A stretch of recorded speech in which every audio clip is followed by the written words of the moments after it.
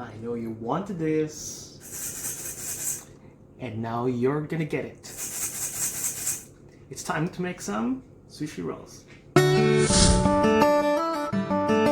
Hi, welcome back to my channel. This is Jasper, and today, yes, you said it right, we're gonna do a sushi roll 101. Yay! You asked for this, so let's get started. This time around, we're gonna do this in 2 separate episodes because first of all, you need to know how to make the rice. It's very important because it's the basis of the whole dish.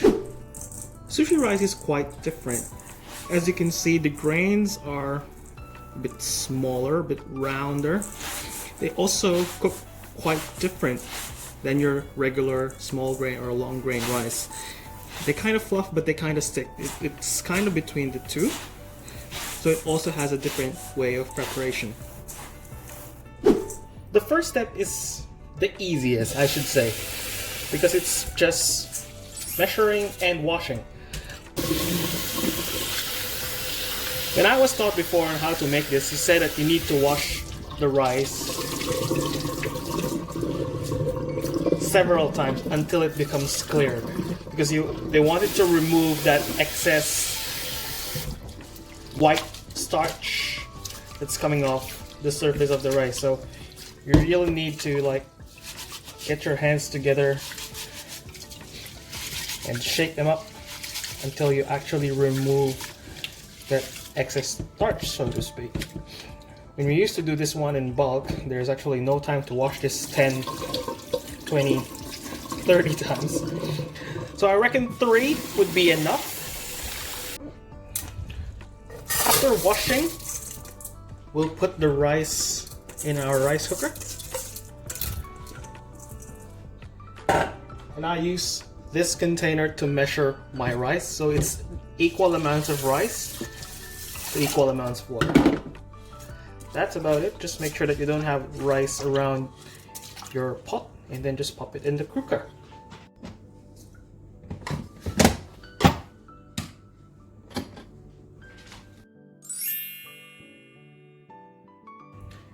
Next, what we're going to make is the sushi su, or the sushi vinegar. It's the one that you put in the rice to give that flavor. So what we got here is 631 as the recipe before, 6 being the vinegar, 3 being the white sugar, and 1 being salt. Once we've reached that rapid boil, we're gonna cool it down, and then we're gonna rehydrate our wakame like we did the last time. So what we want to see is something clear, a clear solution, and then we'll be good to go.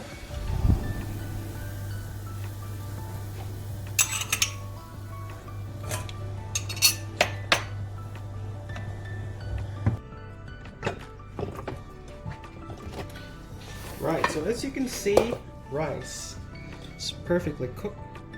It's sticky, but it's falling apart. It's kind of weird for a rice, really, but that's the rice that we actually want. What we're gonna do is we're gonna transfer it to our glass bowl. Traditionally, you would make this with a hangiri, or a wooden pot of sorts, or an open pot. It's very wide, and then you actually fan it. So you get like a paper, you create like a fan, and then you move it around as you get along to cool it quickly. Oh, there you go. That's the assistant's job. Thank you very much. But then again, yeah, we don't have those tools, so this is like a house makeshift process. Right, just be careful when you reach the bottom of this pot, because there are times where it creates a crust like this one, so you don't want that crust. Show me. Crust is right there. So you don't want that crust to be part of your sushi making.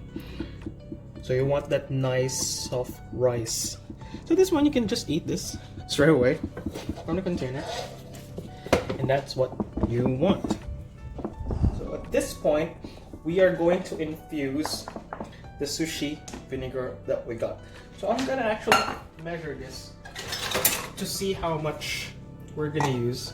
I used to do it by eye, just to see when the rice is moistened enough. There we go. So I got a cup. Let's go. Let's see how much do we actually need.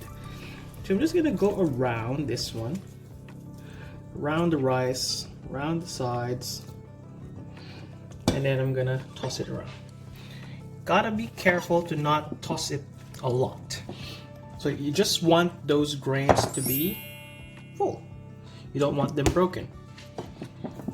Very good job being done by my manual fan.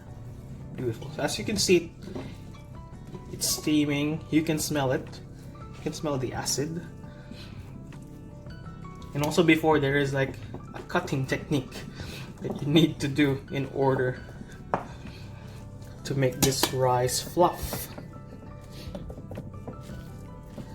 So that's the reason why they actually use that wide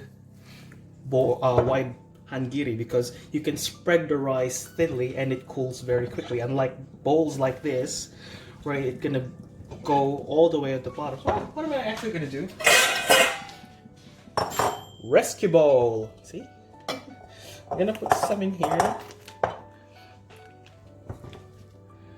Yeah, gotta get some more space in there. Alright, there's a faint smell of acidity, so it's gonna try and put some more in there. And don't forget the other one.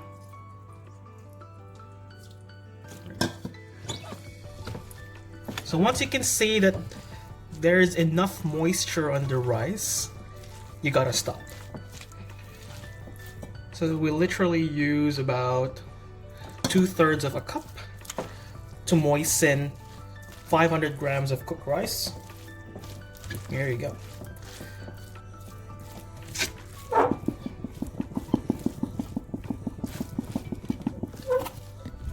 So here we are. We ended up doing this. So I didn't do this because I wanted to do a trifle or anything. This is just to spread out the rice thinly around the bowl, as you can see. This will speed up the process of cooling the rice down, because you cannot work with rice that is actually warm, or else it will crumble your sheet. Also, do not use a metal bowl with this one, because there's a tendency for metal and acid to not create something nice. So yeah, the acid just basically reacts to your metal, so it's not good. So a glass or a plastic would be sufficient. But like, unless you want it to make really traditional, then you can go with the wooden pot. But then this is like the best way to do it at home. It's easy, it's fast, it's quick. So you want that, you want to leave this for about an hour and a half to cool down, and then we can proceed to rolling our sushi.